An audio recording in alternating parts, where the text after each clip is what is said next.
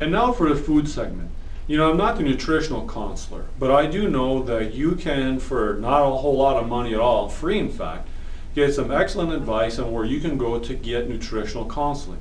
One of my personal favorites is Fred Meyer in our health food department. They seem to be very knowledgeable there and sell a lot of whole grains.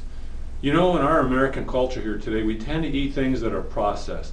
And generally, the more processed things are, the worse they are for you.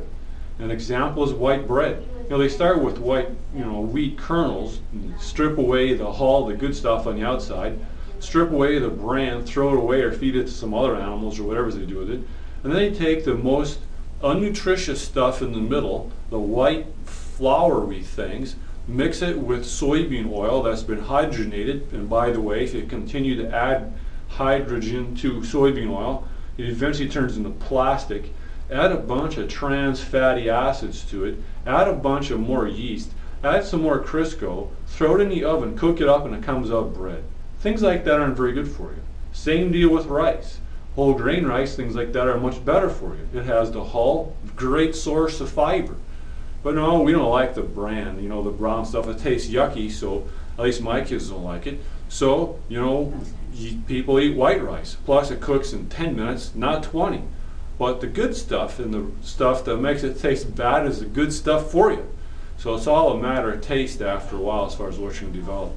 But generally speaking, the things to avoid when to eat properly are the only things that are white or processed, like flour, things with Crisco, white rice. Generally, if it's white, it's not that good for you. Then I heard other people say, what about the brown stuff, like coffee and chocolate? Well, things like that are okay. You can indulge in some of that to some degree. And also, I'm a bit of a chemist, and I like reading labels when I go to the store, which is really where good shopping starts. Good habits start in that store. And you read, Chef Boyardee or Brand X. And if you have a whole bunch of long names in here that you can't pronounce and read and have no idea what they are, why would you want to eat that stuff? Plus, if you see things like sodium, that's what you want to stay away from. And also, lately they have a substance that you probably maybe heard of, and maybe not, called a trans fatty acid. The stuff is deadly. There's a reason why cookies stay soft for a long time. They don't dry out like they used to. Potato chips. Have you noticed that you can leave a bag open and they're still crunchy 5 days later and the expiration date is way long ago? That is a function of a trans fatty acid. Then through this process of hydrogenation is how they found out about trans fatty acids, but it's a great preservative and enhancement of baked products.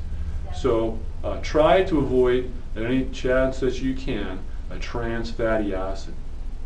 And another word too, my sister is a vegetarian for years and years and years, and we were having a conversation one time about what we're supposed to eat for dinner, because she didn't think that I was doing myself any favors because I was eating a bunch of meat that was shot up with a bunch of hormones. But I pointed out to her I didn't think she was doing herself any favors either, eating a bunch of vegetables that were grown in fertilized dirt sprayed with pesticides. So how are you going to win that one? To some degree, we're at the mercy of what turns out in our store. So again, shop wisely. Don't buy what you don't need.